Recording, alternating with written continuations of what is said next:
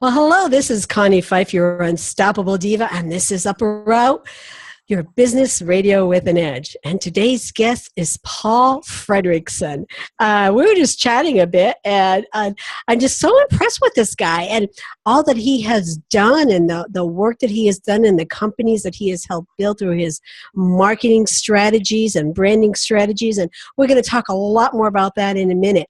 But first, I want to start with our quote for this week. And the quote is, of course, around branding, but for a strong, consistent brand built over time, it's best to guarantee your future earnings when you build it up over and over and over again and over time. Because what I find with a lot of clients is that they jump in, they try something, it's not working, they jump to something else, and then to something else, and then to something else. You know, the next shiny star that's in their way, they're going to try that. That's not how a brand works. That's not how you build your brand. You need to build it up time and time and time again. So we're going to talk a little bit more about that, but right now it is time to turn up your volume because it is Up or Out with Connie. And also stay tuned to the end of the show. And if we have time, I will be sharing with you some of the really exciting projects we have coming up. So here's today's challenge question for you for today is, how do you show up? Okay, how do you show up in your branding? How do you show up in your marketing? Whether you're sitting in corporate, sitting behind the desk, or you're out and you're running your own company, you're a business owner, you're an entrepreneur, how do you show up? Because if you show up regularly with generosity, everything else is just going to take care of itself. So remember that. Next time you're wondering, what am I doing today? Just show up. So let me take a really quick sponsor break. And as soon as we come back, we're going to jump right into talking to today's guest. And we're back, and you're listening to Up or Out with Connie. That's WCONNIE. And it is now my pleasure to introduce a creative marketing genius. He drives results for his clients. He has a major influence on the growth of so many brands, such as ITT, Genair, RCA, GE Consumer Products. He's a catalyst for making sure that a company is different and setting themselves differently and having growth. So please welcome to the show, Paul Fredrickson. So hey, Paul, how are you doing today? How are you? I am so excited that you are here on the show with us today. And I know I had asked you earlier, I said, is RCA still around? I thought they were out of business, but I guess, some of their products are still out there, and I'm sure they're being used in many of today's products. Could be. Yeah, like I said, I've seen a couple of packages, when you go into a hi-fi store or something like that. But, so they're still out there. They're still hanging in there. Well, you did a lot of work with them and a lot of other companies. Sure. So one of the questions that I had for you today is, and what you're doing and how you're helping companies is, how do they go to market? How are they branding? How are they marketing themselves? So how does a company go to market? Yeah. Where do they start? Yeah, exactly. Well, branding is so fundamental. And I'm glad we're talking about this because that's one of my favorite topics. For going to market in today's economy, there are so many products and there's so much competition and so forth that it's absolutely imperative that no matter whether you're a small company or a multinational company, you've got to brand yourself and you've got to understand how brands work and how to develop them and how to support them. You were saying in the intro about not chasing after the latest thing, the shiny object, and so forth. And it's so important to be consistent, and that's absolutely true. I think you hit the nail on the head there. And branding is all about consistency. Branding is all about delivering on that promise every time. So that's it's that promise. Business and keep your business, yeah. Yeah, that's the first thing that I learned. Marketing is one of, what I went to school for, one of my minors, marketing and finance. But yeah, I mean, marketing is that brand. It's that brand promise of what you're offering to someone. So a corporation, no matter what size the company, if you deviate away from that promise, people are going to know that immediately. Yeah. I mean, you immediately damage your reputation. They're like, hey, what the heck's going on here? I mean, look at about how, I don't know what year it was when Coca-Cola changed. Exactly. I mean, people went crazy. They were like, oh my God, what is Coca-Cola doing? I mean, that is a perfect example of what you don't do. Yeah. But fortunately, they were able to, bring it right back and say, hey, we're sorry. We didn't do our proper due diligence here. And that's the one thing I think that a lot of companies do. They build it and they put it out there without doing their due diligence first, their research first, to say, okay, what is it that our consumers want? What is our promise to them? Are we keeping our promise to them? Well, yeah, and the example that you cited, the Coca-Cola example, is a classic example of just that. But what I've used that illustration for when I've given talks and so forth is that underscores the principle that the company doesn't really own the brand. No. It's the consumer that owns the brand. And that's kind of a sort of a counterintuitive kind of concept to get your head around. But think about it. I mean, you develop a brand in order to separate yourself out from your competition and to position yourself in the marketplace uniquely. That promise and that positioning is really owned in the mind of your consumer. So if you betray that, the slightest bit, you're going to risk alienating sales and potential business. So yeah, it's Coke is a good example of that, and there have been numerous others. But yeah, I mean, we could probably name them. Nike, I always use them as an example. Starbucks. And, and Apple, I read an article recently that if you have an Apple product, then you must go to Starbucks. And then if you go to Starbucks, you must be sitting there with an Apple product because, it is the thing to do. And it's that branding that they're offering, the consumer, that branding. You come in here and, you could sit here and have a $10 cup of coffee and, sit with your Apple product as long as you want. Yeah. And that's the brand that they're offering, and that's the promise that they're offering to the consumer. So, yeah, absolutely love that. Well, Starbucks is another great example as well. How they've managed to brand the experience. I mean, it's not just that $10 cup of coffee. Right. It's the whole experience and the creation of the quote unquote third place in your life that Starbucks has excelled at. Yes. And what I thought was interesting, I don't know if you've seen this in the news lately, Starbucks is actually taking it up a step further. They're taking it up a notch with Starbucks Reserve, which is some very exclusive coffee shops that they're and creating, and now I think the average cup of coffee will be $10, or if not $14. Yeah. I mean, And they expect it to do very, very well. Well, I mean, it's that experience. I mean, I know not so much now, but my office that I had before, Starbucks was right across the street from my office. So whenever I was meeting with the client locally, I would say, meet me in my office. And they knew exactly what I was talking about. I'll see you at Starbucks. Right. And then I'd walk in and they're like, oh, here you go. And they knew exactly what my drink was. So, I have the gold card with Starbucks. They're like, the super gold card. For Christmas last year, my family, I am not kidding, between all of the gift cards I got from my family, they were all gift cards from Starbucks. I had like multiple gold cards sitting in. I'm like, all right, I'm not that bad, am I? So I guess I'm a Starbucks junkie.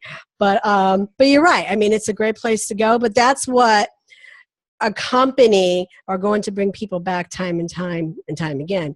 So a little bit more about what you do with companies. I mean, how are you, taking them, walking them through the fundamentals. I think you have like 7 fundamental steps that you work with your clients to help them, successfully take them to market. So what does that look like? Well, basically it distills down some of the basic fundamentals of marketing into, kind of a sort of a 7-step process, if you will. The first one is, and gets back to what you were saying earlier, as far as properly assessing the marketplace. In other words, if you're going to launch a product, if you're going to add a new feature to your menu, for example, or going to another area, make sure that you've got your homework done. That seems such a obvious or simple concept, but you would be surprised at how often clients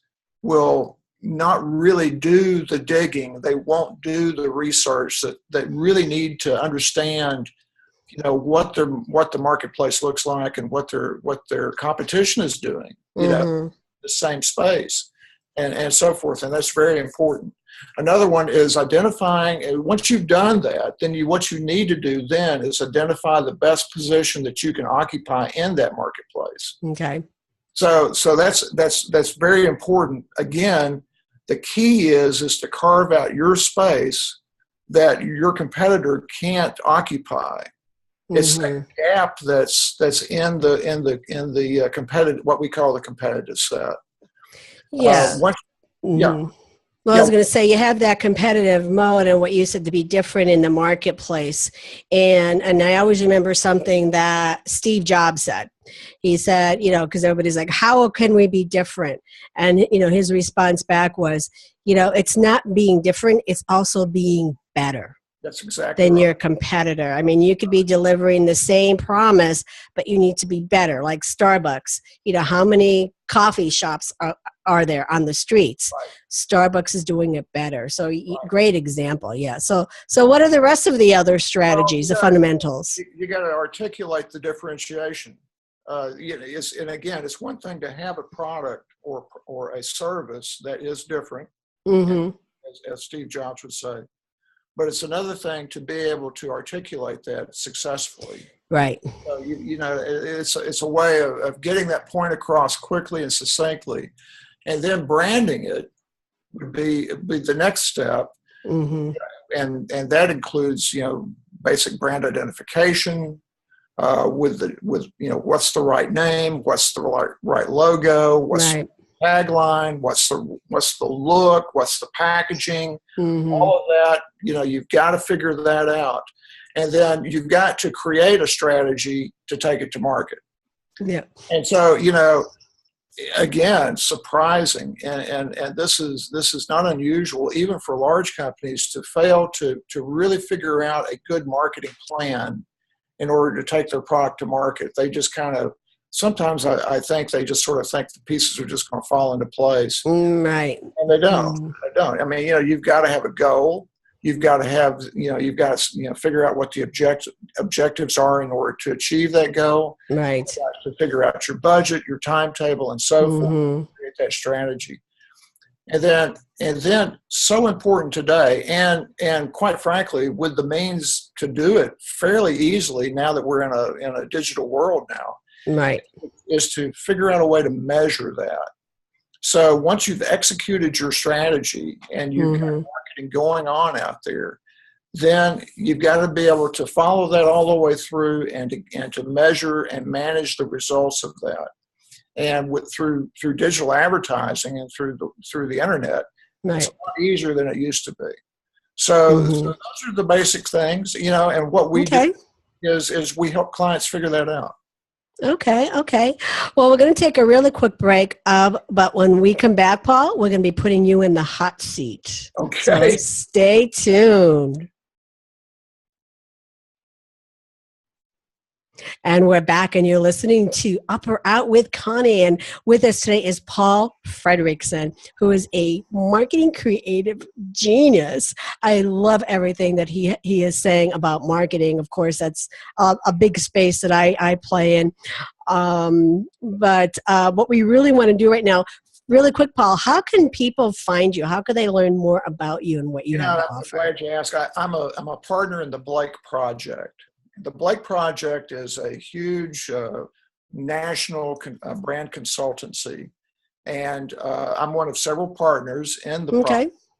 And they can find me through theblakeproject.com. And we also publish, and I'm a contributing writer to the Branding Strategy Insider, which is a newsletter. And it's filled with all kinds of great advice and information. If you want to know more about branding, want to understand the basics of marketing and so forth, Branding Strategy Insider is a great way to do it. And you can also find that on the web as well. Okay, Branding Strategy Insider. Branding Strategy Insider. Okay, I wrote that down because when we want to make sure that we let our listeners know about that, because I know that's going to be a really great resource for people. Yeah. So now you're in the hot seat, and what I have are 10 questions that I'm going to ask you really quick, just to really go through, just so we can learn more about you and where you started and where you came from. So if you are ready, Paul, we'll just get going. Give it a shot. All right. All right, Paul. So what advice would you give to your younger self? I would read more. You need to read more. Read more early. I do that now, but, back then I needed to read more. Yeah, I mean, if you look at some of the most successful people, that's what they always say. Yeah. Read more. I mean, there's some people out there that read 6, 7, 8 books a day. I'm like, oh, good Lord. The old saying, knowledge is power, right? So That's right. That's right. And I mean, it really does still apply. So what is your favorite success quote? Oh my gosh. Gee, now you've got me stumped. Oh my goodness. Make one up. If you keep doing the same thing over and over again and expecting different results, it's called lunacy. Yeah. and again, I mean, it is true. I mean, that's why, if you're stuck in a marketing situation, you can't get it over the hump. You can't get sales to increase and so forth. It could be that you're doing the same thing over and over again and you just don't really realize it. That's right. You got to move out of that space. Exactly. So did you know what you wanted to do right from the very start?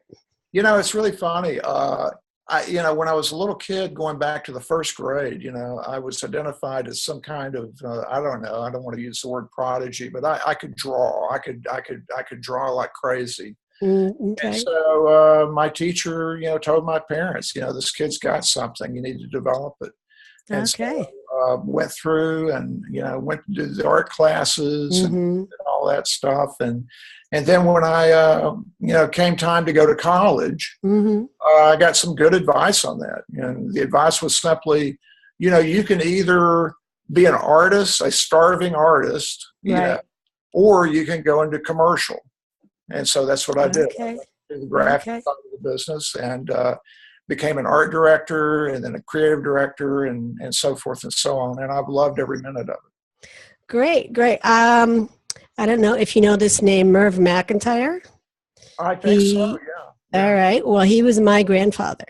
Oh, really? And he was my grandfather, and he created the McDonald's Golden Arches. And Merv McIntyre, yes. And then he created that was my grandfather. And same thing, just like you, growing up, a little bit of different circumstances, but it was always that drive to be an entrepreneur and to be creative. And I actually didn't know him well growing up because he lived in so many different places. And when I met him, I just knew, instinctively, I just knew immediately, like we had that bond, we had that connection. But that is impressive. Yeah, I have his whole series of books. And when he was in the nursing home before he passed, he had like a leaflet book, like 500 pages.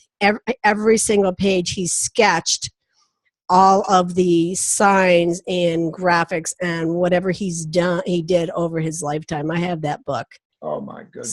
Signed by him. Yeah. That's a great story. So, and so I digress there.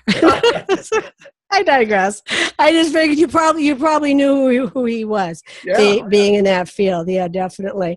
So so again, was it all success? I mean, what was that failure that caused you to say, okay, I learned from this, I'm ready to move on, and I will, and then you found that success. What was that moment in time that happened? Well, it's this was about a dozen years ago.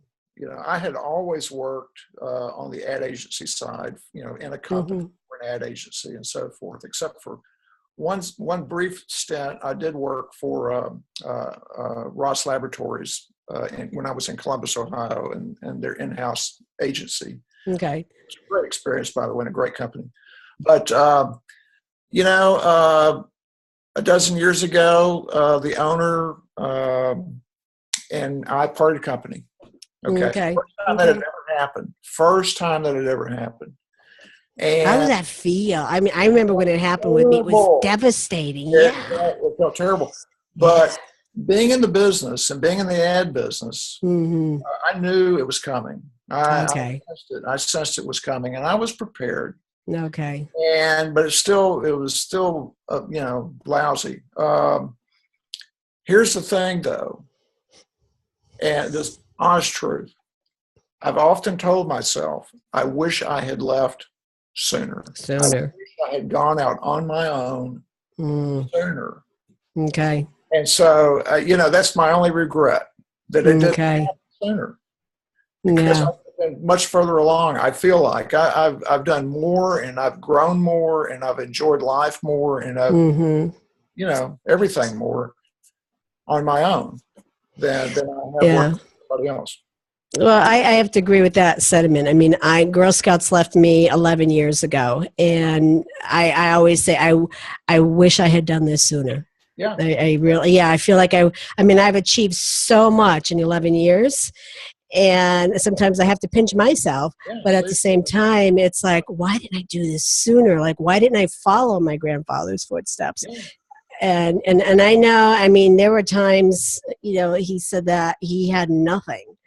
But he just kept pushing along, until it's not easy. It's not easy. It's not easy. We've had some tough times, and actually, this came along right at probably, I guess most people would consider the toughest time was when all of your kids are about to, they're in high school or they're going into college, and it's expensive as all get out. Oh yeah.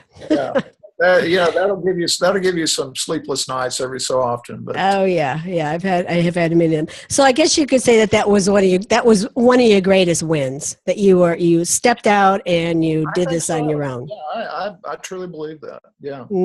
Okay. So what was your aha moment? The moment you said, "I got this."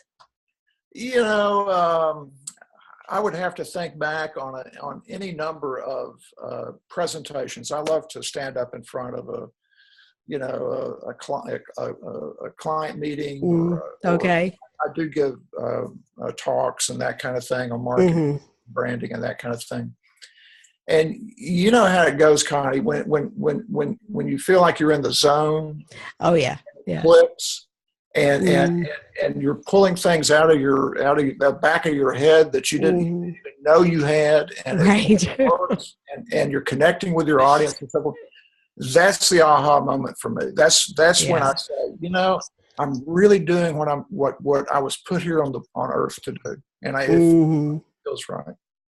That is so amazing. I thought I was put here to help at Girl Scouts. I mean, I just adored the job. Like I said, when they left me, I had that, that gut feeling like, now what? What do I do now? But now that I look back, they gave me a gift, because this is what I need to be doing. I mean, this is exactly what I need to be doing. And like you said, you pull that stuff out. I spoke last week at a conference up in Vancouver, and I thought 45 minutes, and you always worried about getting cut.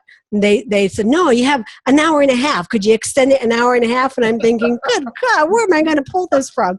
But like you said, once you get up there and you start talking, it's like, I got this. And, and stuff just comes flying out.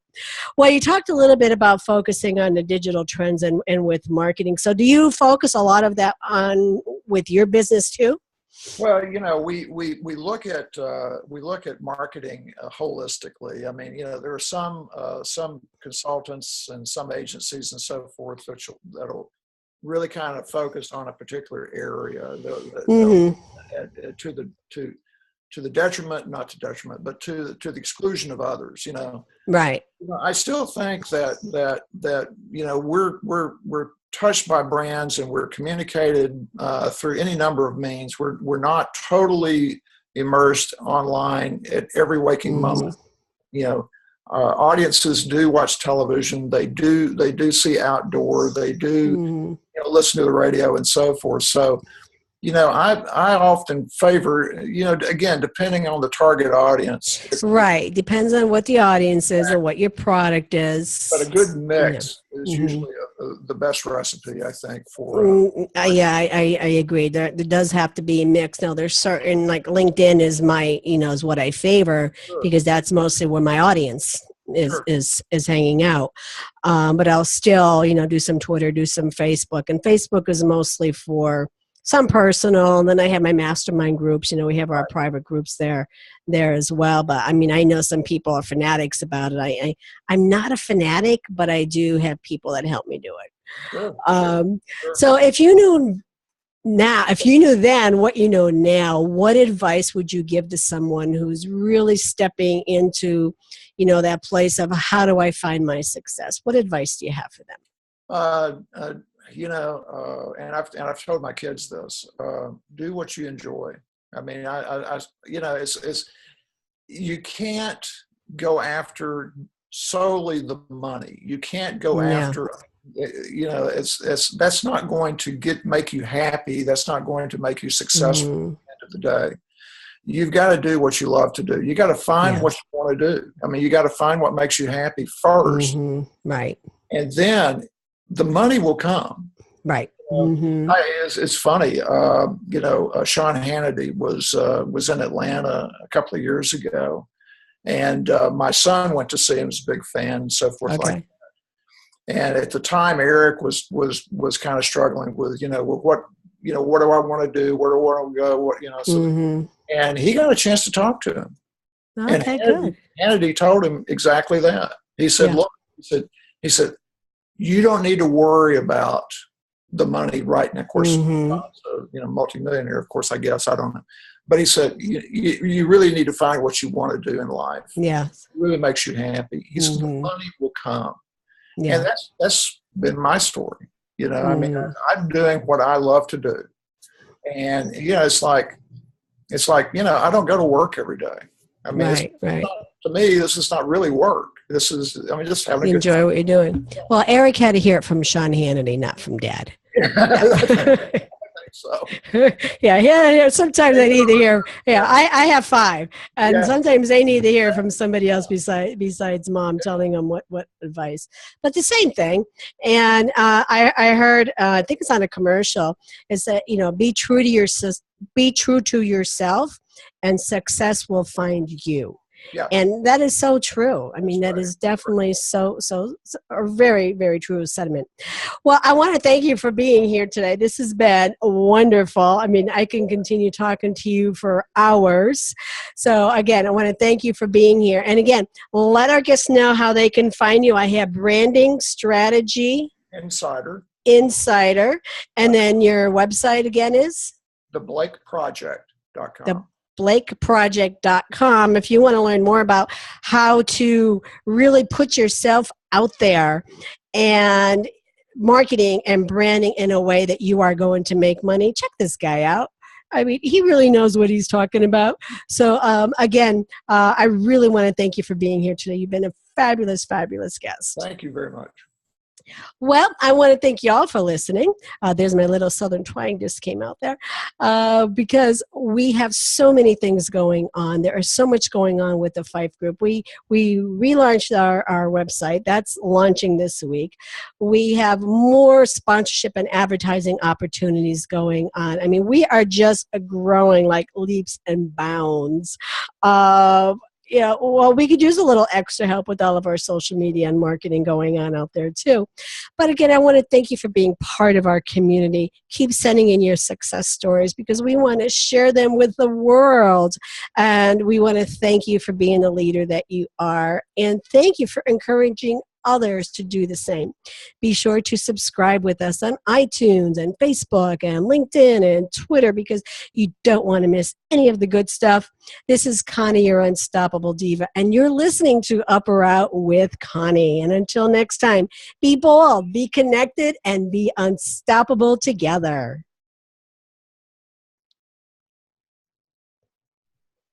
Okay. All right. So, are you up to giving me a 30-second or up 30 to a maybe 60-second testimonial about your experience on today's show? Oh, yeah, sure. Okay. You let me know when you're ready. Again, just, I love being here with Connie and, how it was a great show and how it's benefiting other people. And like I said, 30 seconds, a minute tops.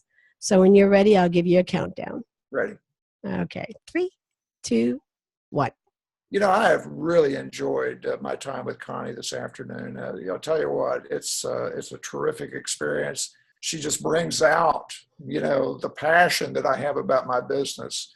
And I enjoyed sharing it with her audience. Great experience. Fantastic experience.